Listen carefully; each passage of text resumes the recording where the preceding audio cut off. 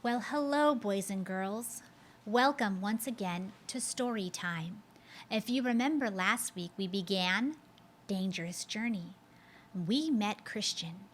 Christian, who was just bothered in his mind and heart. He was bothered because he knew that his village was set for destruction. And Evangelist came and witnessed to him, and he was going to take a journey. He got a bit distracted on his journey and he had some trials and troubles. But again, Evangelist met him and ministered to him and got him back on the right road. This week, we're going to begin with Chapter 2. Chapter 2 is entitled The Interpreter's House, and we are going to see where Christian's journey takes him. I saw then in my dream that ahead of Christian on a grassy bank lay 3 men fast asleep, with fetters on their heels. They were called Simple, Sloth, and Presumption. Fetters is a nice, big, old fancy word for shackles. They had chains or shackles on their feet. Christian knew that to sleep on this particular road was like sleeping in the rigging of a ship when a storm was brewing. "Wake up," he cried, "and I will help you off with your irons." But they only opened one eye at him and yawned. "I see no danger," said Simple. "I want to go on sleeping," said Sloth. "Every tub must stand on its own bottom," said Presumption. Then they all 3 rolled over and went to sleep again. See them sleeping there under the tree? So Christian proceeded on his way, troubled to think that men in such danger should so little esteem his kindness in waking them. And we are now to learn how wise it was of Christian to warn them. For as he drew near to the narrow wicket gate, he saw that it was firmly closed. And even as he reached it, he felt the wind of an arrow swish past his ear and bury itself in the woodwork. Looking round in terror, he now saw on the opposite hill a strong castle with a host of dark, menacing figures on the battlements. Christian didn't dally. Over the gate was written, "Knock, and it shall be opened unto you." He knocked with all his might. A second arrow narrowly missed him. "Who's there?" asked a voice. "A poor burdened traveler. I come from the city of destruction, and I'm going to the celestial city." To his relief, the gate was quickly opened, and a hand pulled him in. Then Christian asked the guardian of the gate, whose name was Goodwill, "What mean these arrows?" To which he answered, "Yonder castle belongs to Beelzebub, the prince of the devils. Both he and his soldiers will shoot their darts at anyone who tries to enter here. They aim to kill you before you can reach safety. You are fortunate to be alive." "I tremble and rejoice," said Christian. "Why do you come alone?" asked Goodwill. "Because none of my neighbors and none whom I encountered on the road saw the danger." "Did none of them follow you?" "Pliable came with me a little way, until we fell, both together, into the slough of despond," Christian answered. At that he was discouraged and would not adventure further. "Alas, poor man, is it not worth running a few risks when the heavenly city is your destination?" Goodwill asked. "But I'm not one to talk," replied Christian. "I also nearly turned aside, persuaded by the arguments of Mr. Worldly Wiseman. And I don't know what would have become of me had not Evangelist met me again, when I was musing in the midst of my dumps. And truth to tell, I'm still much inconvenienced by this burden that is upon my back." Then I saw in my dream that Christian asked him if he could not help him off with his burden. However hard I try, said Christian, I don't seem to be able to move it. Do you see his giant burden that he carries everywhere he goes? No man can get it off you, said Goodwill, but keep to the straight and narrow path, and it will lead you to the place of deliverance. So Christian began to gird his loins and to address himself to his journey. How far will it be? He asked himself as he plodded on his way.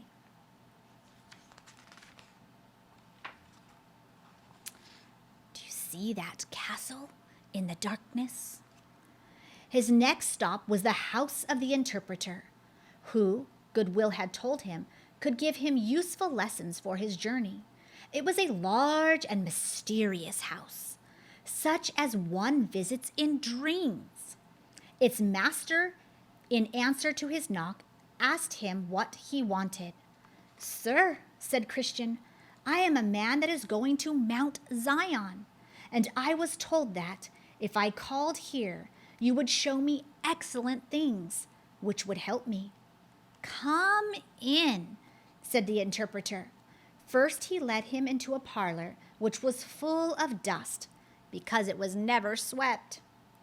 But the dust began to fly, and Christian began to choke. Never had there been such dust. He groped around blindly.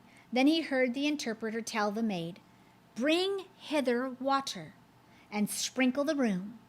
And all at once the dust had cleared, and the maid was sweeping it up with pleasure. This parlor, said the interpreter, is the soul of man, clogged with dust of sin. But see how easily God's grace, it can be cleansed. God's grace cleaned all the dust. I saw in my dream that the interpreter took Christian by the hand and led him into a very dark room, where there sat a man in an iron cage. Now the man seemed very sad. He sat with his eyes looking down to the ground and his hands folded together, and he sighed as if his heart would break. Then said Christian, Who is this? Talk with him and see, said the interpreter. What use you to be? Asked Christian. I was once a flourishing professor, both in my own eyes and also in the eyes of others, answered the man. I was on my way, as I thought, to the celestial city, and I was confident that I would get there. But what did you do to bring yourself to this condition? Christian asked. I failed to keep watch, the man replied. I followed the pleasures of this world, which promised me all manner of delights, but they proved to be an empty bubble.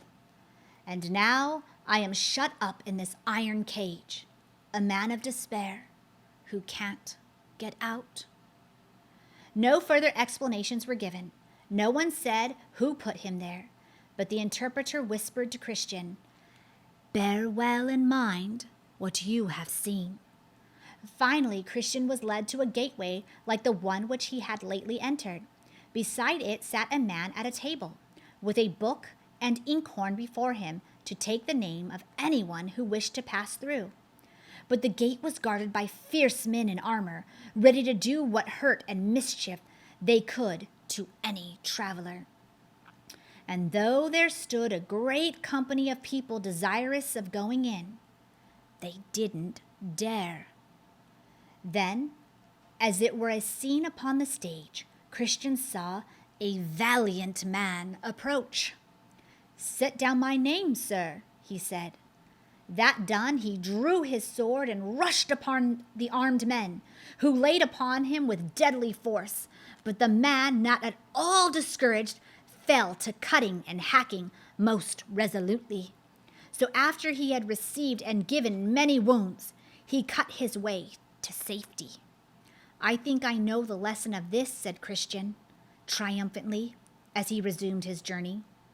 My safety will depend, it seems, not on cleverness, but on simple courage.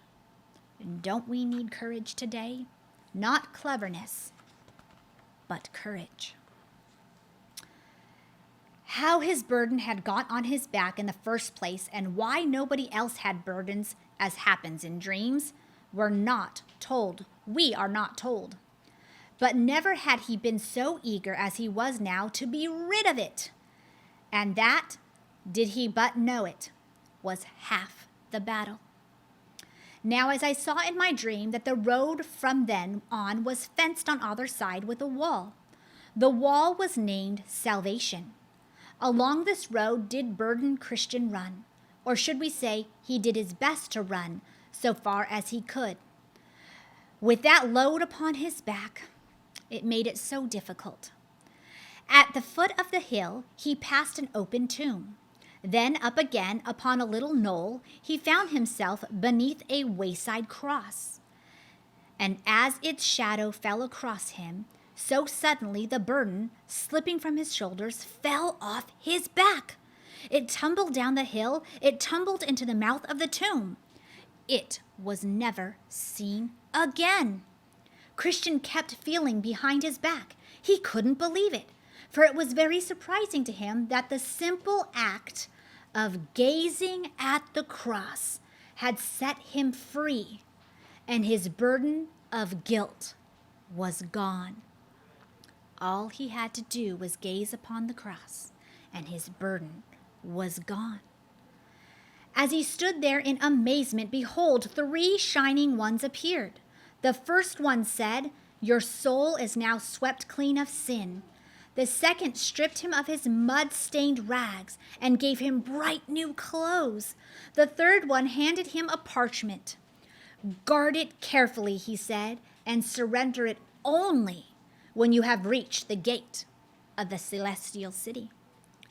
Great dangers lay ahead of him, but for the moment he was light as air.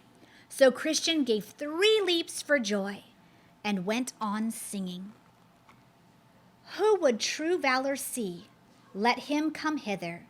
One here will constant be.